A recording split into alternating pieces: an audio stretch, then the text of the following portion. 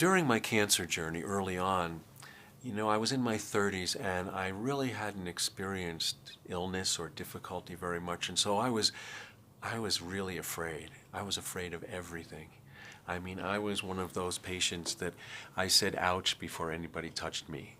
And it was very difficult and exhausting to be that afraid. I'm sure some of you listening understand how fear can grip us. And during my cancer journey, I was visited in dream by the great Chinese poet Tu Fu. He was a remarkable poet who is very real and accessible, and across the centuries, I remember when I was in college, I first read him and I felt like he was in the room. I felt like he was a friend. And I had never had a guide appear before, but I think when we're on the verge between life and death, we accept help wherever it comes from. I didn't need to identify whether it was a guide, was I making it up, was it real? I just needed whatever he had to say. And so this is one of the first visitations from Tu Fu. And it was because of my great fear. And this is called Tu Fu's reappearance. Out of the yellow mist he came again, his Asian beard in tow. We were on a healthy shore, and he sat cross-legged in the sand, scratching delicately with a branch, his slender head down. I crouched and put it to him. I said, "How do you block the fear?" Well, he kept scratching the sand as if he hadn't heard. I grew angry. I said, "How do I block the fear?" He lifted his head and shrugged, branch waving above him. He said, "How does a tree block the wind?" And with that, he disappeared. So I learned, quite surprisingly, I was actually shocked. I woke up shocked, because what Tu Fu is telling me, you can't block fear. A tree doesn't block the wind, it lets it through.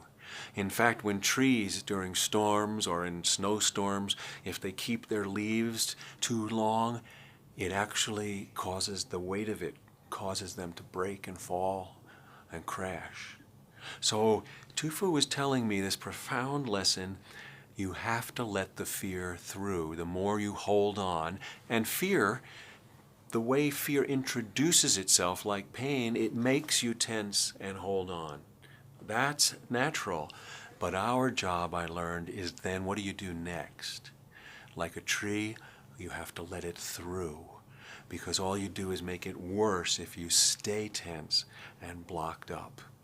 So this was a profound lesson from Tu Fu, and I have to say, even though it was a revelation, it was not easy then to practice, because I had a habit of trying to block the fear. I had a habit of staying tense once I was tense. So what do? I invite you, if you're afraid or in pain, you have to practice. Just as you inhale, you can't stay inhaled, otherwise you'll turn blue. You have to exhale. And so if you're in fear in this moment, if you're in pain in this moment, even if it's for a second, for 5 seconds, let the fear and pain through. Even if they come back, now the next time, just as you breathe, you inhale and exhale, let the pain and fear through for 10 seconds this time. Knowing it'll come back. Yes, it will come back. It's not done with you. And each time, just as someone who meditates, just as a swimmer, swimming is one of my practices, and the more you swim, the more your lung capacity expands. So if you can practice this, when you're afraid and in pain, let it through. Each time, just 5 more seconds. I think you'll be amazed in a month. The spaces that nothing's going to eliminate your pain and fear, because being human, we experience pain and fear. But you can right-size it and have spaces in your suffering.